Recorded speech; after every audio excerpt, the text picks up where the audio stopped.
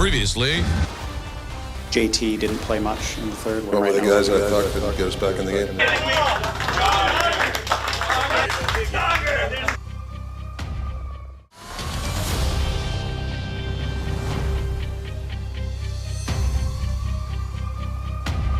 We must believe in each other.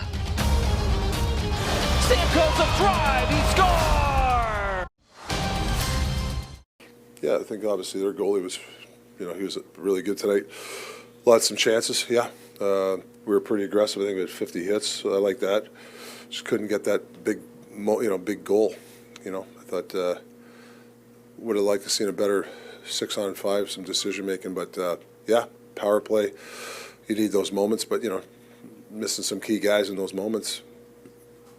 You've been asked about him a lot, but Kevin Lankinen, what can you say about what he continues to do for this group, playing on back-to-back nights after having to come in midway through the game? He's doing his job, doing really well. Yep. Final, I want to say almost 11 minutes, you guys generated just one shot, trailing 1-0, one shot on goal. Do you expect to be able to generate more in those moments, and maybe why do you think you didn't? Well, you always expect it. I thought we had some chances to deliver the puck a lot, whether we block shots. You got to move your feet, yeah. How much pressure's on that top line with Brock and JT and Jake to deliver a little bit more offensively? Yeah, I mean, they want to score and they want to, yeah. But sometimes when you want to score so much, you forget about doing the little things. You got to take like 6-on-5. If you just eliminate people, somebody's going to get the puck. I think we're trying to worry about plays than the puck. I mean, the bodies. You got to take bodies out in 6-on-5. But yeah, of course they want to score. I mean, they feel the pressure. Yeah. You didn't give up any goals in those two second period power plays.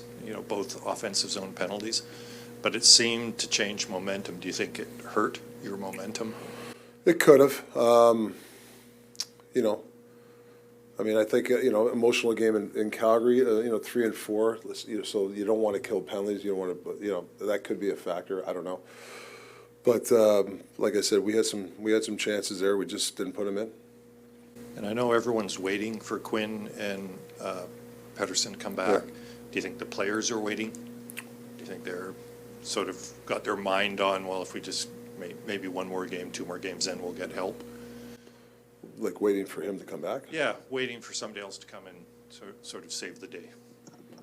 I hope not. I mean, you got to, listen, RD are trying, everybody's trying. Let's face it.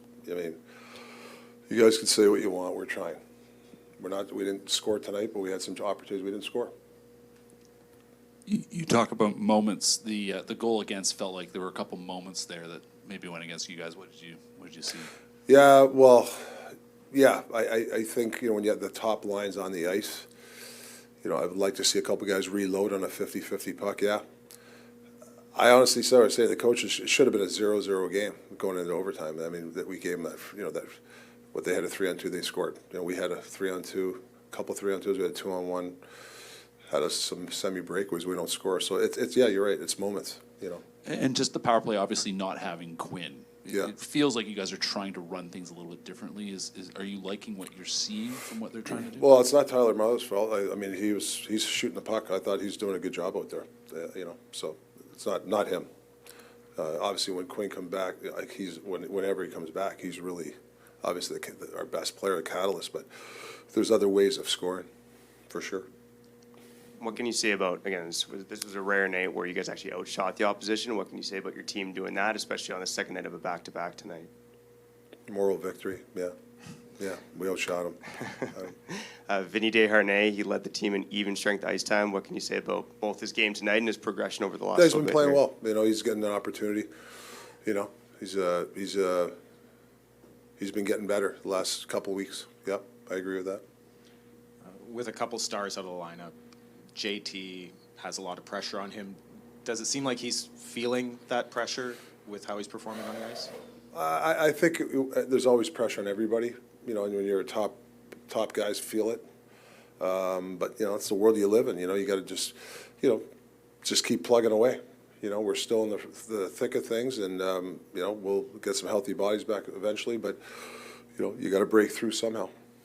And in the third period, it seemed like there was some shuffling of the lines, moving JT, moving Suter up between Besser and DeBrusque. Yeah.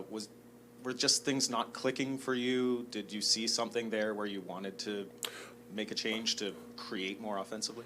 Yeah, I just didn't. I think that line needed.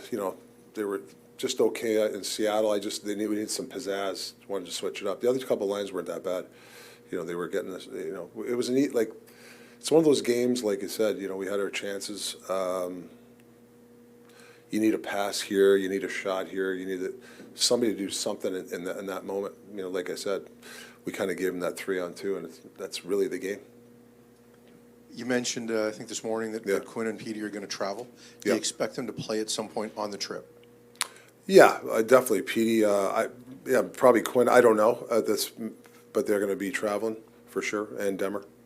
Yeah, that was my next question. Thatcher is traveling too. Yeah, he'll be with us. Yeah. I suspect I'd be shocked if they didn't. Let's put it that way.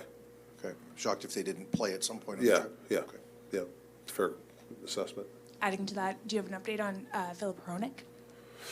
Well, he's progressing really well. I mean, he's one guy that's been really working hard. Like he's been, I think his progress is really heightened. I don't know where he's at in the sense, but he's doing he's been doing a lot of skating. He's starting to shoot some pucks, so it's progressing well. Looking at the other side at Nashville, can you talk about Stamkos? He hit a pretty big milestone tonight with his 567th career goal. You've been in this league a long time. What have you seen from him, and what makes him so special? Well, he lives for moments. He's got that shot. You give him a chance. You saw him in Tampa. He gets on those in the playoffs. He comes up with those big goals. He's a big time goal scorer. I had him when I was coaching him, and his first and second year, I think he scored 50 goals his second year. You knew he was going to be a star. He's just a very talented kid, great kid.